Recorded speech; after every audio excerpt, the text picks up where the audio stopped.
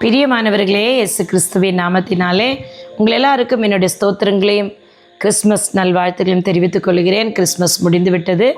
எல்லோரும் நல்ல சந்தோஷமாக கொண்டாடி இருப்பீங்க. இப்போ சமாதானமாக இருப்பீங்க. இன்றைக்கும் கர்த்தருடைய வார்த்தையை நான் உங்களோடு கூட பகிர்ந்து கொள்வதற்கு முன்பதாக ஒரு காரியத்தை சொல்ல விரும்புகிறேன். என்னுடைய பிறந்த நாள் இன்றைக்கு முடிந்தது. 53 வயது ஆகிறது. ஊழியத்திற்கு 2013 என் தேவனாய் கர்த்தர் என்னை அழைத்தார். 2013 இன்றைக்கு வரையிலும் பரிசுத்த ஆவியானவர் என்னை அழகாக வழிநடத்தி கொண்டு வருகிறார். பரிசுத்த ஆவியை ஆலோசனை தருகிறார், கற்றுத்தருகிறார், போதிக்கிறார். பரிசுத்த ஆவியின் எனக்குள்ளிருந்து இயற்கைக்கு பார்ப்பட்ட அற்புதங்களை அதிசயங்களை அவர் அநேகருடைய வாழ்க்கையில் செய்திருக்கிறாருங்க. நான் நினைப்பதற்கு வேண்டுகோளுக்கு அதிகமாகவே செய்து கொண்டிருக்கிறார். நான் செய்கிற கிரியைகளுக்கு மேலான கிரியைகளை செய்வீர்கள் என்று சொல்லி வேதவசனம் தெளிவாய் சொல்லியிருக்கிறது. அதையெல்லாம் என்னோடய வாழ்க்கையில் ருசித்து பார்த்து கொண்டு வருகிறேன்.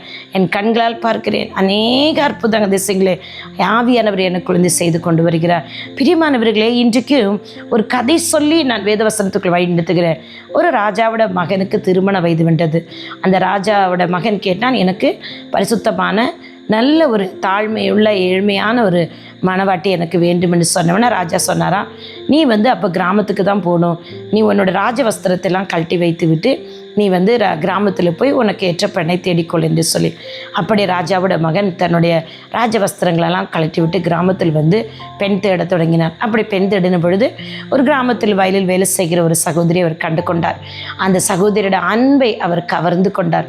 அவளுடைய அன்பு அவரை பயங்கரமாக கவர்ந்தது. ராஜாவோட அன்பு அந்த மகளை கவர்ந்தது. இப்படி அவர்கள் திருமணத்திற்கு 2 பேரும் பேசி முடிவெடுத்த பிறகுதான் ராஜா தான் உண்மையானவர் ராஜா என்பதை அவர் வெளிப்படுத்த தொடங்கினார். அந்த உண்மையான ராஜா என்று தெரிந்த உடனே அந்த மகள், நீராய் நேசித்தீர், நான் நீரை நேசிப்பதற்கு நான் எம்மாத்திரம் என்று சொல்லி அவள் சொல்ல, இது முடியாது, நீங்கள் உங்கள் ராஜா இதில் போய் திருமணம் செய்து கொள்ளுங்கள், நீங்கள் என்னை ஏற்றுக்கொள்ள முடியாது என்று சொன்ன ராஜா சொன்னார், இல்லை, உன்னோட அன்பு தான் எனக்கு வேணும், உன்னோட அன்புக்காக தான் நான் வந்தேன் என்று சொல்லி, அப்படி ஒரு ராஜாவை பூமியில் ஒரு உண்மையான ஒரு சகோதரி, உண்மையான அன்பு, உண்மையுள்ள பாசத்திற்காக அவர் வந்திருக்கிறாரு பாருங்களேன். இன்றைக்கு நம்முடைய இயேசு கிறிஸ்துவும் அதே போல தாங்க நம்முடைய அன்பை அவரை எதிர்பார்க்கிறார். அவர் வேறு எதையும் எதிர்பார்க்கல. நம்முடைய அன்பிற்காக அவருடைய அன்பை நமக்கு தரும்படியாக அவருடைய அன்பு தாங்க அகாபே அன்பு. அந்த அகாபே அன்பு இயேசு கிறிஸ்து அன்பை தவிர வேறு எந்த அன்பிற்கும் அந்த வார்த்தைக்கு அர்த்தம் கிடையாதுங்க. நம்முடைய இயேசு கிறிஸ்து அப்படிதான் இந்த பூமிக்கு மனித குலனாக, அதாவது ஏழ்மையின் கோலமாக நம்ம ஒவ்வொருத்தரையும் அவர் ஏற்றுக்கொண்டாருங்க. ஏற்றுக்கொண்டவர் நமக்காக நம்முடைய பாவங்கள் எல்லாம் அவர் என்ன செய்து விட்டார், சிலுவையில் சுமந்து தீர்த்து விட்டார் இல்லையா? அந்த கிறிஸ்து இயேசு நம்ம மீது அந்த அன்பை நீங்கள் நினைத்து பாருங்களேன். அந்த அன்பின் இயேசு கிறிஸ்து பரலோகத்திற்கு ஏறி செல்லும் போது தான் நமக்கு கொடுக்கப்பட்ட இந்த பரிசுத்த ஆவியானவர். அந்த பரிசுத்த ஆவி நம்மளுக்குள் இருந்தா இப்போ எப்படி அந்த ராஜா கரெக்டான ஆளை தெரிந்து கொண்டாரோ அதே போல பூமியில பரிசுத்த நம்மளுக்குள் இருக்கும் சகல சத்தியத்தின் பதில் அவர் நடத்துகிறார், போதிப்பார், கற்றுத்தருவார், ஆவியானவர் உதவி செய்வார். பாருங்களேன், 1 யோவான் 2:27 அதுதான் சொல்லுகிறது, பரிசுத்தவன் உங்களுக்குள் இருக்கும் பொழுது நீங்கள் அவராலே பெற்ற அபிஷேகம் உங்கள் நிலைத்திருக்கிறதா. கிறிஸ்தியசின் மூலம் பெற்றுக்கொண்ட அபிஷேகம், அதாவது பரிசுத்த நம்மளுக்குள் நிலைத்திருக்கிறார். ஒருவரும் உங்களுக்கு போதிக்க வேண்டியதில்லை. தவறான வழியில் யாரும் நம்மளை போதிக்க மாட்டாங்க. பரிசுத்தார் நம்மளுக்குள் இருக்க, வேறு யாரும் நமக்கு போதிக்க வேண்டிய அவசியம் இல்லை. நமக்கு நல்ல ஒரு ஆவிக்குரிய தகப்பன், ஆவிக்குரிய தாய், ஆவிக்குரிய சகோதரி, ஆவிக்குரிய சகோதரன், நல்ல ஒரு தீர்க்கதரிசிகள் இருந்தால் மட்டும்தான் நம்ம கரெக்டான பாதையில் போக முடியும், முடிவெடுக்க முடியும்.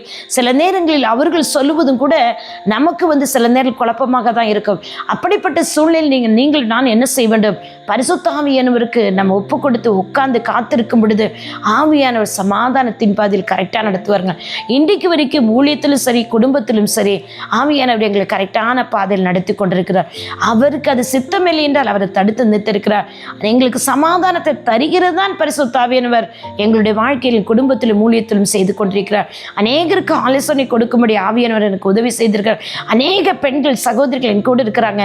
நாங்கள் எல்லாம் சேர்ந்து நான் சொல்லியிருக்கிறேன், அவர்களிடத்தில் இத்தனை மணி நேரம் நீ பரிசுத்தாவினுடைய பாதத்தில் காத்திருந்து பரிசுத்தாவினுக்கு விட்டு கொடுக்கும்போது நவமான பாஷை அந்நிய பாஷை நம்மளுக்குள்ளேருந்து பேசி ஒரு காரியங்களை நமக்கு வெளிப்படுத்துவாருங்க. இந்த வருடம் முடிய போகுது, 6-7 நாட்கள் தான் இருக்குது. புதிய காரியங்கள் நீங்கள் பார்க்க வேண்டும் நினைத்துக்கிட்டு இருக்கீங்க. நீங்கள் ஜெபித்த ஜெபங்களுக்கு இன்னும் பதில் வரலன்னு சொல்லிட்டு இருக்கிறீங்க. காத்திருங்க. இந்த பரிசுத்த ஆவியானவர் பாருங்களேன் என்ன சொல்லுகிறார். ஒருவரும் உங்களுக்கு போதிக்க வேண்டியதில்லை, அந்த அபிஷேகம் சகலத்தை குறித்து உங்களுக்கு போதிக்கிறதான். பரிசுத்த ஆவியானவர் நம்மளே போதிக்கிறாரா. அந்த அபிஷேகம் நான் என்னது, பரிசுத்த ஆவியானவர்னால் நம்ம பெற்றுக்கொண்டதான் அபிஷேகம்.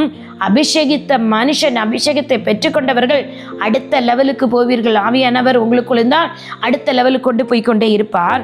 அது சத்தியமாக இருக்கிறது, பொய் அல்ல. ஆவியானவருக்கு இன்னொரு பேருக்கு சத்திய ஆவியாகிய தேற்றரவாளன், பொய் அல்ல. பிசாசுக்கு அங்கே இடம் கிடையாது. அது உங்களுக்கு போதித்தபடி அவரில் நிலைத்திருப்பீர்களாக. பரிசுத்த ஆவியானவர் நிலைத்திருங்க, பரிசுத்தவனை பெற்றுக்கொள்ளுங்க. நிச்சயமாக மணவாளனான இயேசு கிறிஸ்து உங்களை என்னையும் தான் தெரிந்து கொள்ள வந்திருக்கிறார். எப்படி அந்த ராஜா ஏழையான ஒரு மகளை தெரிந்து கொண்டாரோ, இயேசு கிறிஸ்து வந்ததும் ஏழ்மையானவர்களுக்கும் படிக்காதவர்களுக்கும் கைவிடப்பட்டவர்களுக்குமாக தான் வந்தாருங்க. அவர் நம்மளை ஏற்றுக்கொள்ளும்படி தான் வந்தார். இன்றைக்கு நீங்கள் பரிசுத்தாவின் இன்னும் பெற்றுக்கொள்ளலையா? பேதுரு பரிசுத்தாவினை பெற்ற பிறகு தாங்க அற்புத அதிசயங்கள் அதிகமாக நடந்துச்சு. அதே ஆவியானவர் இன்னைக்கு நமக்கு கொடுக்கப்பட்டிருக்கிறது. தாகம் உள்ள தான் ஜீவநதி ஊற்றப்படுன்னு சொல்லியிருக்கிறாரு. இன்றைக்கு இந்த 2024 வரையிலும் என்னை வழிநடத்தினவர் 2025 பரிசுத்தன் வழிநடத்துவார். உங்களையும் வழிநடத்துவாருங்க. அவர் நம்மளுக்குள்ள இருந்தால் நம்மளை கரெக்டான பாதையில் நடத்துவார். கர்த்தர் இந்த வசனத்தின்படி உங்களை வருகிற ஆண்டுபடி வழிநடத்தட்டும். காத்திருங்கள், பரிசுத்தனை பெற்றுக்கொள்ளுங்கள், பரிசுத்தனை இடம் கொடுங்கள்.